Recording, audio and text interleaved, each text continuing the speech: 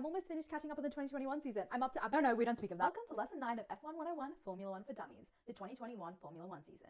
Get your notebooks and pens because it's lights out and away we go.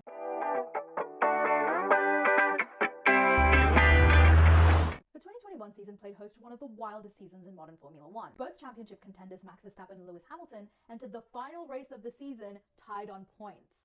Okay, let's take a look at the race. Into turn 1, Hamilton took the lead and after some back and forth maintained the lead and superior race pace over Verstappen. On lap 35, Alfa Romeo driver Giovinazzi had to retire his car due to gearbox issues, resulting in the deployment of the virtual safety car. Red Bull used this time to box Verstappen for fresh hard tyres, while Mercedes opted for Hamilton to stay out and not give up position.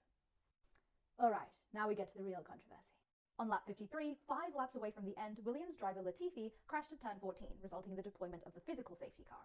Again, Hamilton stayed out because if he didn't, he would have lost position, while Verstappen pitted for a fresh set of soft tyres. Perez also retired under the safety car due to oil pressure issues, and as a result, after his pit stop, Max Verstappen retained second position. Easy, right? Wrong. There are actually 5 lapped cars: Lando Norris, Fernando Alonso, Esteban Ocon, Charles Leclerc, and Sebastian Vettel in between Hamilton and Verstappen. Alright students, before we continue going over this case study, let's review some important information about safety cars, and more importantly, what's the protocol for lapped cars? A lapped car is a car behind the race leader by more than 1 lap, and they're not allowed to defend against faster cars who want to overtake them. However, since cars, regardless of whether or not they are lapped, can be going at different speeds, for example, leading cars might actually be slower than lapped cars due to being on old tyres, lapped cars can still be faster than a leading car while still being a lap behind. Now, even though lapped cars can't defend themselves from being overtaken, they can attack leaders in front of them. If they pass the leading car, they are said to have unlapped themselves.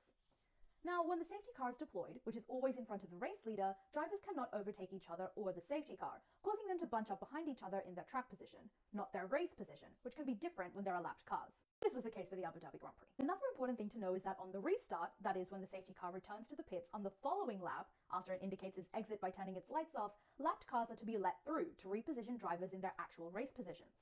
But race control was like, "Nar clear." Prior to the exit of the safety car, race control decided not to let the 5 cars in between Hamilton and Verstappen unlap themselves. This would make it difficult for Verstappen to make up any positions on a potential restart.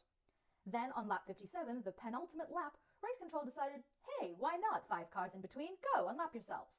Then, instead of calling in the safety car at the end of the following lap as per regulation, which would mean at the end of the race, and thus no more racing laps, race control decided to bring in the safety car at the end of lap 57 itself, allowing for the 5 unlapped cars to re-enter their race positions at the back. As a result, in starting the final lap at full speed under a green flag, Max Verstappen on fresh soft tyres started right up Hamilton's arse and overtook him, securing the win and his first of 4 world championships.